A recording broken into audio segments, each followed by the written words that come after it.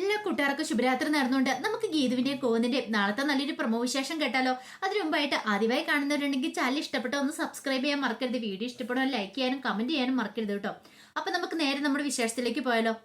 അങ്ങനെ നാളത്തെ വിശേഷം നമ്മൾ കാണുന്നേ വിജയലക്ഷ്മിയെ കാണാനായിട്ട് ഹോസ്പിറ്റലിലേക്ക് ചെല്ലുവാണ് ഗീതവും കോന്നും. അപ്പൊ വിജയലക്ഷ്മിയുടെ കണ്ടീഷൻ ഓക്കെ ആയിട്ടുണ്ടായിരുന്നു. ഐസിയുയിൽ നിന്ന് റൂമിലേക്കൊക്കെ മാറ്റി അത്യാവശ്യം സംസാരിക്കാനും കാര്യങ്ങളൊക്കെ തുടങ്ങി വലിയ കുഴപ്പങ്ങളൊന്നും ഇല്ല. അതറിഞ്ഞു കഴിഞ്ഞപ്പോൾ തന്നെ ഗീതുവിനും കോന്നിനും ഭയങ്കര സന്തോഷമായിരുന്നു. അങ്ങനെ അവരങ്ങോട്ട് ചെല്ലുന്ന സമയത്ത് രഞ്ജു ഉണ്ടായിരുന്നു അവിടെ. രഞ്ജുവിനെ കണ്ടു കഴിഞ്ഞപ്പോഴത്തേനും ഗീതുവിന് വല്ലാത്തൊരു സങ്കടമാണോ എന്താണെന്നറിയത്തില്ല. വിജയലക്ഷ്മി എന്ന് പെട്ടെന്ന് ശ്രദ്ധിക്കുകയും ചെയ്തു. ഈ സമയത്ത് കോന്തിച്ചു എങ്ങനെയുണ്ടമ്മേന്ന് ചോദിക്കാൻ എനിക്കിപ്പോ കുഴപ്പമൊന്നുമില്ല, എന്റെ ഹെൽത്ത് ഒക്കെ ഓക്കെ എന്ന് പറയണ. ഈ സമയത്ത് നേഴ്സ് വന്നിട്ട് പറഞ്ഞു അതെ ഡോക്ടർ വിളിക്കുന്നുണ്ടെന്ന് പറയണ. ഇത് കേട്ടപ്പോൾ ഗോന്ത് പറഞ്ഞു ഒരു കാര്യം ചെയ്യാം ഞാൻ ചെല്ലാന്ന് പറയണ. രഞ്ജു പറഞ്ഞു ഞാനും കൂടെ വരാൻ ഗോവിന്ദേട്ട എന്നും പറഞ്ഞുകൊണ്ട് അവർ രണ്ടുപേരും ഡോക്ടറെ കാണാനായിട്ട് പോവാണ്. ഈ സമയം ഗീതവും വിജയലക്ഷ്മിയും തന്നെയായി. പെട്ടെന്ന് വിജയലക്ഷ്മിയുടെ കൈ കയറി പിടിക്കുകയാണ് രഞ്ജു. ഇത് കണ്ടു കഴിഞ്ഞപ്പോൾ വിജയലക്ഷ്മി വെച്ച് എന്താ മോളെന്ന് ചോദിക്കുക. ഒന്നുമില്ലമ്മേ എനിക്ക് സന്തോഷമായെന്ന് പറയാം, ഞങ്ങളെല്ലാവരും എത്ര പ്രാർത്ഥിച്ചെന്നറിയാം. ഇത് കേട്ടം വിജയലക്ഷ്മി പറഞ്ഞു ഞാൻ ജീവിതത്തിലേക്ക് മടങ്ങി വരുമെന്ന് ഒരിക്കലും പ്രതീക്ഷിച്ച കാര്യമില്ല.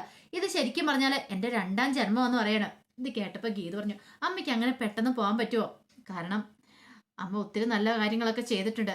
ദൈവം അതുകൊണ്ട് അമ്മയ്ക്ക് കുറച്ചുകൂടെ ആയുസം നീട്ടി തന്നേക്കുവാന്ന് പറയണം. ഇത് കേട്ടതും വിജയലക്ഷ്മി പറഞ്ഞു അത് ശരിയാ, പക്ഷേങ്കില് എന്താമ്മേ എന്തെങ്കിലും പറയാനുണ്ടോന്ന് ചോദിക്കും. അത് പിന്നെ മോൾക്ക് രഞ്ജുവിനോട് ദേഷ്യം എന്തെങ്കിലും ഉണ്ടോന്ന് ചോദിക്കാം. ദേഷ്യമോ? ഞാനെന്തിനാ രഞ്ജുവിനോട് ദേഷ്യപ്പെടുന്നതെന്ന് ചോദിക്കും.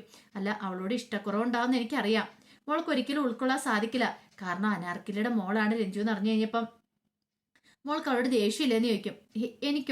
എനിക്കൊരു ദേഷ്യമില്ലെന്ന് പറയണം. അങ്ങനെ ചോരയുടെ കളർ നോക്കി ഇഷ്ടപ്പെടുന്നവളല്ല ഈ ഗീതു എന്ന് പറയണം. എനിക്ക് അങ്ങനെയൊന്നും ഒരിക്കലും അവളെ തള്ളിക്കളയാനും പറ്റില്ല എന്ന് പറയണം. ഞാൻ അവളെ ഗോവിന്ദന്റെ പെങ്ങളായിട്ടാണ് കണ്ടിരിക്കുന്നത്, ഇനി അതുപോലെ തന്നെ ആയിരിക്കും എന്ന് പറയാം. ഇത് കേട്ടതും വിജയലക്ഷ്മി ഞാൻ മരിച്ചു പോകുന്ന ഒരു നിമിഷം എനിക്ക് തോന്നി. ആ നിമിഷത്തിലെ മോളോട് ഞാൻ സത്യങ്ങളൊക്കെ തുറന്നു പറഞ്ഞേ. ഒരു പക്ഷെ ഞാൻ മരിച്ചിട്ടുണ്ടെങ്കിൽ ആരെങ്കിലും ഈ സത്യങ്ങളൊക്കെ അറിയുന്ന വേണമല്ലോ, അത് മാത്രമായിരുന്നു എന്ന് പറയണം. ഇത് കേട്ടപ്പോൾ ഗീത പറഞ്ഞു അമ്മയ്ക്ക് നേരത്തെ പറയായിരുന്നു പറയാം. അത് ശരിയാ പറയായിരുന്നു, പക്ഷെ അതിനുള്ള സാഹചര്യവും സമയമൊന്നും ഒത്തു വന്നില്ല. പലവട്ടം ഞാൻ മോളോട് പറയണമെന്ന് ആലോചിച്ചാ അങ്ങനെ ചിന്തിക്കുകയും ചെയ്താ, പക്ഷെ ഓരോരോ കാരണങ്ങളുണ്ട്, ഓരോ തടസ്സങ്ങൾ വന്ന് അതങ്ങോട്ട് മാറിപ്പോയി ചെയ്തതെന്ന് പറയാം. പിന്നീട് പറഞ്ഞു ഒരു കാരണവശാലും ഗോവിന്ദ് അറിയരുതെന്ന് പറയണം. ഇത് കേട്ടപ്പോൾ ഗീത പറഞ്ഞു ഞാൻ ഇതിനായിട്ടും പറഞ്ഞിട്ടില്ല, പക്ഷെ ഗോവിന്ദാണ് മുന്നിൽ നിൽക്കുമ്പോൾ എനിക്ക് ആകെപ്പെടാൻ വല്ലാത്തൊരു ബുദ്ധിമുട്ടാ. ഞാൻ ഗോവിന്ദാനോട് എന്തോ ഒരു വിശ്വാസവഞ്ചന കാണിക്കുന്ന പോലെയാ, എനിക്ക് സഹിക്കാൻ പറ്റുന്നില്ലമ്മ എന്ന് പറയാം. ഇത് കേട്ടതും ഒരു നിമിഷം ആലോചിച്ചിട്ട് വിജയലക്ഷ്മി പറഞ്ഞു എനിക്കറിയാം മോളുടെ മനസ്സിന്റെ വേദന എന്താന്ന്, പക്ഷെ തൽക്കാലത്തേക്ക് പറയില്ല, അറിയാലോ എങ്ങാനും അറിഞ്ഞു കഴിഞ്ഞിട്ടുണ്ട് പിന്നെ എന്താ സംഭവിക്കാൻ പോകുന്നത്. രഞ്ജുവിനെ ഇല്ലാതാക്കാനായിട്ട് ഗോവിന്ദ് ശ്രമിക്കും, അതെനിക്ക് ചിന്തിക്കാൻ പോലും പറ്റുന്ന കാര്യമില്ല. അവളെ ഞാൻ പ്രസവിച്ചിട്ടില്ലെന്നുള്ളൂ, പക്ഷെ അവൾ എൻ്റെ സ്വന്തം മോളാന്ന് പറയും. അല്ലമ്മേ ഞാൻ ഒരു കാര്യം ചോദിച്ചോട്ടെ, ഈ അനാർക്കിലിയുടെ മോള് അമ്മയുടെ അരികിൽ എത്തിയത് എങ്ങനെയാന്ന് ചോദിക്കാം. ഇത് കേട്ടതും വിജയലക്ഷ്മി പറഞ്ഞു അതൊക്കെ ഞാൻ പിന്നീട് പറയാൻ മോളെ, അതിനെക്കുറിച്ചൊന്നും സംസാരിച്ചിട്ടുണ്ട്, ഇപ്പൊ പറഞ്ഞാൽ തീരത്തില്ല, നമുക്ക് ഇനിയും സമയമുണ്ടല്ലോ. എന്താണെങ്കിലും ഒരു കാര്യം ഉറപ്പായി, ഉടനെ ഒന്നും ഞാൻ അങ്ങോട്ട് മുകളിലേക്ക് പോകത്തില്ല, ദൈവം എനിക്ക് വീണ്ടും ആയുസ് നീട്ടി തന്നിരിക്കുന്നല്ലേ എന്നൊക്കെ പറയാണ്. അപ്പോഴേക്കും ഡോക്ടറെ കണ്ടിട്ട് രഞ്ജുവും ഗോവിന്ദും കൂടെ അങ്ങോട്ട് വരുവാണ്. ഗീത വെച്ച് ഡോക്ടർ എന്താന്ന് പറഞ്ഞെന്ന് ചോദിക്കുക. കുഴപ്പമൊന്നുമില്ല, 1-2 ദിവസം കൂടെ കഴിഞ്ഞിട്ടുണ്ടെങ്കിൽ ആൾക്ക് ഹോസ്പിറ്റലിൽ വിട്ട് പോകാമെന്ന് പറയാം, വേറെ ഒരു പ്രശ്നവും കാര്യങ്ങളും ഇല്ലെന്ന് പറയാണ്. ഹെൽത്തൊക്കെ ഓക്കെ ആയി വന്നിട്ടുണ്ടെന്ന് പറയാം. ശരിക്കും ഡോക്ടർക്ക് പോലും അത്ഭുതമാണ് വീണ്ടും ജീവിതത്തിലേക്ക് മടങ്ങി വന്ന് എന്ന് പറയാണ്. ഇത് കേട്ടപ്പോൾ ഗീത പറഞ്ഞു അത് പിന്നെ അമ്മയ്ക്ക് അത്ര നല്ല വിൽപ്പറുണ്ടായിരുന്നു, നല്ല മനസ്സിന് ധൈര്യം ഉള്ളതുകൊണ്ടായിരിക്കും ഒരുപക്ഷെ അമ്മ ആ സമയത്തും പിടിച്ചു തന്നെ, അല്ലെങ്കിൽ അത്ര സമയം ബോധം കെട്ടിട്ട് പോലും ഒന്നും സംഭവിച്ചില്ലോ, പിന്നെ ദൈവാനുഗ്രഹം കൂടെ ഉണ്ടായിരുന്നു എന്നൊക്കെ ഗീതു പറയാണ്. ഈ സമയം ഗോവിന്ദ് പറഞ്ഞു പിന്നെ നാളെ വിഷു അല്ലേന്ന് ചോദിക്കുകയാണ്. ഇത് കേട്ടപ്പം ഗീതു പറഞ്ഞു അത് ശരിയാ, നാളെ വിഷുവാ, അമ്മ രഞ്ജു ഹോസ്പിറ്റലാന്ന് ഓർത്ത് കഴിഞ്ഞപ്പോഴത്തേനും. ഇത് കേട്ടപ്പോൾ ഒരു നിമിഷം ആലോചിച്ചിട്ട് ഗോവിന്ദ് പറഞ്ഞു എന്തിനാ വിഷമിക്കണേ, വിഷുവിന്റെ കാര്യം ഓർത്തിട്ട് ആരും ഒന്നും വിഷമിക്കണമെന്ന് പറയാം, നമ്മൾ നാളെ വിഷു ഇവിടെ അടിച്ചു പൊളിക്കുമെന്ന് പറയാണ്. ഇത് കേട്ടതും ഒരു നിമിഷം വിജയലക്ഷ്മി വെച്ച് ഇവിടെയോ എന്താ, ഇവിടെ വിഷു നമുക്ക് ആഘോഷിക്കാൻ മേലേന്ന് വെക്കും, അതൊക്കെ കണ്ടോളാൻ പറയണം. പിന്നീട് പറഞ്ഞു അധികം വൈകാതെ തന്നെ ഹെൽത്ത് ഒക്കെ ഓക്കെയോ, തൽക്കാലത്തേക്ക് ഇനി കച്ചേരിക്കൊന്നും പോകണമെന്നാ ഡോക്ടർ പറഞ്ഞേ. അങ്ങനെ സ്ട്രെയിൻ ചെയ്യേണ്ട കാര്യമൊന്നുമില്ല, നമ്മൾ കറക്കൽ കുടുംബത്തിൽ പോയിട്ട് നല്ല വേണ്ട റെസ്റ്റ് ഒക്കെ എടുത്ത് അതിനൊക്കെ ശേഷം മതി ഇനി കച്ചേരിയും കാര്യങ്ങളൊക്കെ, അതുവരെ വീട്ടിൽ തന്നെ കഴിഞ്ഞാൽ മതി എന്നൊക്കെ പറയണം. ഗോവിന്ദിന്റെ ഈ സ്നേഹവും കാര്യങ്ങളും കണ്ടപ്പോഴത്തേനും വിജയലക്ഷ്മിക്ക് സന്തോഷമായി. പിന്നീട് ഗീത പറഞ്ഞു എന്നാൽ ഞങ്ങൾ ഇറങ്ങട്ടെ, നാളെ വിഷു അല്ലേ, അപ്പൊ വിഷുവിന് വേണ്ട ഒരുക്കങ്ങളും കാര്യങ്ങളൊക്കെ നടത്താനുണ്ടെന്ന് പറയണം. അങ്ങനെ ഗീതവും ഗോവിന്ദും കൂടെ ഇങ്ങോട്ട് പോവാണ്. ഈ സമയത്ത് ആകെപ്പാട് ടെൻഷനോട് കൂടിയിട്ട് രേഖ ഇരിക്കുകയാണ്. രേഖയുടെ മനസ്സിൽ പല സംശയങ്ങളും ഉണ്ടായിരുന്നു. വരുണേട്ടൻ എങ്ങോട്ടാ പോയത്? ഇതുവരെയായിട്ട് സത്യങ്ങളൊന്നും തുറന്നു പറഞ്ഞിട്ടില്ല. 2-3 വട്ടം ചോദിച്ചു. പക്ഷെ ഒന്നും തുറന്നു പറയാനായിട്ട് വരുൺ കൂട്ടാക്കിയില്ല. രേഖയ്ക്ക് ഒരു കാര്യം മനസ്സിലായി. എന്തൊക്കെയോ രാധികാമയെ വരുണേട്ടും സത്യദാസങ്ങളും കൂടെ ചേർന്ന് നാടകം കളിക്കുന്നുണ്ട്. അതെന്താന്ന് മാത്രം അറിയത്തില്ല. തങ്ങൾ അറിയണ്ടാത്ത എന്തോ ഒരു കാര്യമാണ്. അത് മാത്രമല്ല ഫോണ്.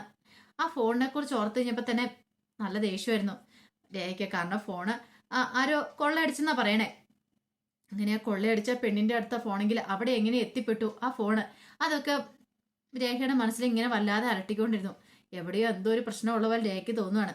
അങ്ങനെ കുറച്ചു നേരം കഴിഞ്ഞപ്പോഴത്തേനും ഗീതവും ഗോവിന്ദും കൂടെ വീട്ടിലേക്ക് വരുവാണ്.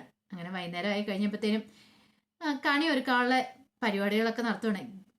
ഗീതുവും രേഖയും പ്രിയൊക്കെ കൂടി ചേർന്നിട്ട് അങ്ങനെ കണി ഒരുക്കൊണ്ടിരുന്ന സമയത്ത് രേഖ പെട്ടെന്ന് പറഞ്ഞു, രഞ്ജുവും കൂടെ ഇവിടെ വേണ്ടായിരുന്നല്ലേന്ന് ചോദിക്കുക. അതെ, രഞ്ജുവും കൂടെ ഉണ്ടായിരുന്നു, നല്ലതായിരുന്നു, നല്ല ഓളം ഉണ്ടായിരുന്നു പറയണ. ഇത് കേട്ടപ്പോൾ ഗീത പറഞ്ഞു, വിജയലക്ഷ്മി അമ്മയുടെ കൂടെ ഉണ്ടായിരുന്നെങ്കിലോ? അത് ശരിയാ, അങ്ങനെ ഉണ്ടായിരുന്നെങ്കിൽ നമ്മളെല്ലാവരും കൂടെ ഈ തവണത്തെ വിഷു അടിച്ചു പൊളിച്ച് ആഘോഷിച്ചായിരുന്നു പറയണം. ആ സമയത്താണ് രാധികാമ്മ ഇറങ്ങി വരുന്നത്. രാധികാമ്മ അടിമുടി അവിടേക്കൊന്ന് നോക്കി. രാധികാമ്മയ്ക്ക് അത്ര കൂടെ തൃപ്തി വന്നില്ല. പിന്നീട് ഒരുമാതിരി ഒരു ഭാഗത്തിൽ അങ്ങ് നിൽക്കുകയാണ്. ആ സമയത്താണ് ഗോവിന്ദന്റെ വരവ്. ഗോവിന്ദൻ എന്നിട്ട് ഞാഹാ നല്ല അടിപൊളിയായിട്ടാണല്ലോ വിഷുക്കണേക്ക് ഒരുക്കണമെന്ന് പറയും. ഇത് കേട്ട് കഴിഞ്ഞപ്പോൾ പ്രിയ പറഞ്ഞു, ആണോന്നോ? എല്ലാവർക്കും സന്തോഷവരെ വിഷു അല്ലേ വരാൻ പോണേന്ന് ചോദിക്കുക. എല്ലാം കൊണ്ടും സന്തോഷമല്ലേ? വിജയലക്ഷ്മി അമ്മ ജീവിതത്തിലേക്ക് തിരികെ വന്നു. പിന്നെ മാധവന്റെ ആദ്യത്തെ വിഷുവാണ്. പിന്നെ പോരാത്തേന് ഇവിടെ 3 ഗർഭിണികളല്ലേ ഉള്ളേ. ഇത് കേട്ടപ്പോൾ ഗീത പറഞ്ഞു, ഇനി ഞങ്ങൾക്കിട്ട് വെച്ചോ എന്നൊക്കെ പറയണം. അങ്ങനെ വിഷുക്കണി ഒരുക്കൊണ്ടിരിക്കുന്ന സമയത്ത് രാധികാമ്മ എടുത്ത് എന്നിട്ട് കോയെന്ന് പറഞ്ഞു, അതെ ഈ വർഷത്തെ വിഷുവിനൊരു പ്രത്യേകത ഉണ്ടെന്ന് പറയാം. അതെന്താ കണ്ണ അങ്ങനെ പറഞ്ഞേ? അല്ല, ഇത്ര നാളും കുറെ വർഷങ്ങളായിട്ട് എല്ലാ വിഷുവിനും ഞാൻ രാധികാമ്മേനെ കണിയുണ്ടല്ലേ വരുന്നേ. രാധികാമ്മയുടെ കയ്യിൽ നിന്നല്ലേ വിഷു കൈനീട്ടം മേടിക്കണം എന്ന് ചോദിക്കും.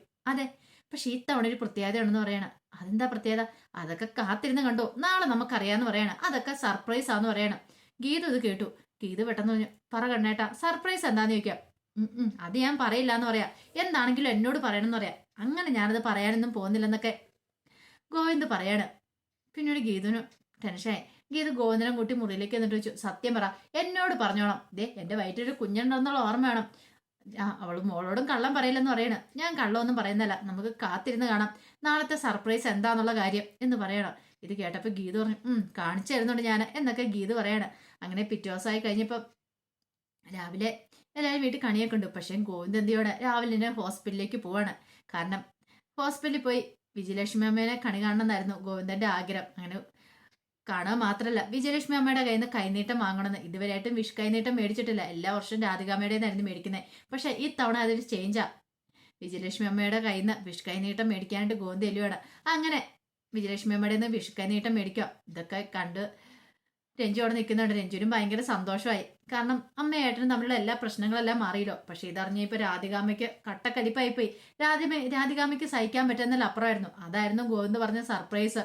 ഇനിയിപ്പോൾ നമ്മൾ കാണാൻ പോകുന്ന വിജയലക്ഷ്മിനെ ഹോസ്പിറ്റലിൽ നേരെ വീട്ടിലേക്ക് കൂട്ടിക്കൊണ്ടുവരും. പക്ഷെ രാധികാമ്മയ്ക്ക് തന്നെ വലിയ അടിയാണ് കിട്ടാൻ പോകുന്നത്. അപ്പം അതിന്റെ വിശേഷങ്ങളൊക്കെ നമുക്ക് എല്ലാവർക്കും കാത്തിരിക്കാട്ടോ. ഒരിക്കൽ കൂടി എല്ലാവർക്കും ശുഭരാത്രി നേർന്നുകൊണ്ട് നിർത്തുന്നു.